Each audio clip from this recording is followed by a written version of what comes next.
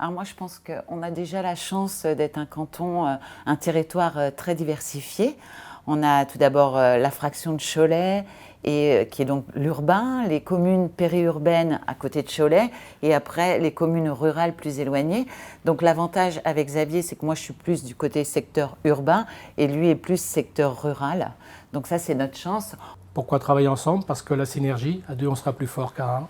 Et l'échange que l'on fera en proximité tous les deux nous permettra d'apporter une meilleure réponse à nos citoyens.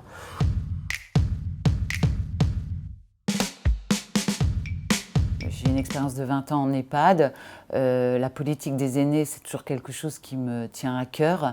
Donc j'espère et je souhaite travailler dans la commission autonomie. Alors, de par ma fonction, puisque je suis maire d'une territoriale qui est donc la commune de Coron, une commune de 1600 habitants, je trouve important, au regard de ce que j'ai vécu avec le département depuis 6 ans, de rapprocher ces deux territoriales, département, communes, et à travers celles que je représente, les 26 communes de notre canton Cholet 2, d'être vraiment avec Natacha en proximité, avec des acteurs qui sont là pour écouter, remonter des informations, mais en redescendre du département. Ça sera mon idée, et notre idée indirectement, de porter ce message proximité.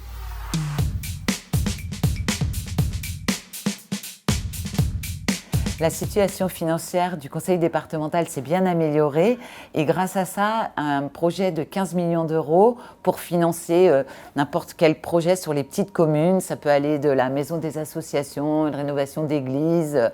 Voilà, on aura ça sur 3 ans à raison de 5 millions par an.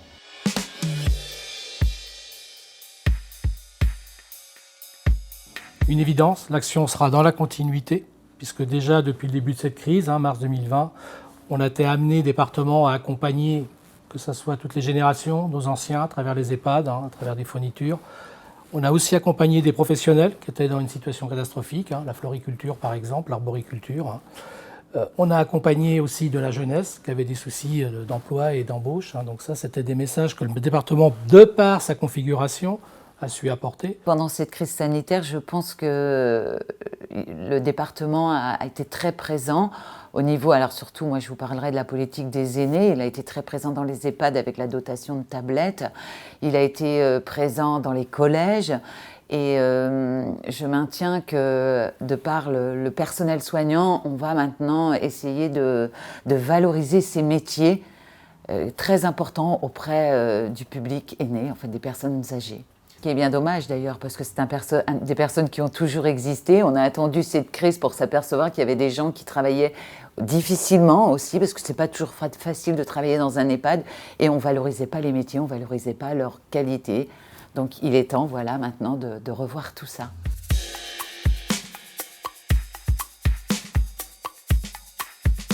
C'est important d'aller voter le 20 juin, une chance de pouvoir s'exprimer. Le 20 juin, les élections départementales, des élections importantes, des élections de proximité. Des élections où on a besoin de vos voix, on a besoin de vous, que vous veniez en masse voter pour nous, on a besoin par ce vote de votre carburant. Donc je vous en prie, venez, on a besoin de votre soutien au 20 juin, venez voter pour nous. Votez pour nous, vous pouvez compter sur nous.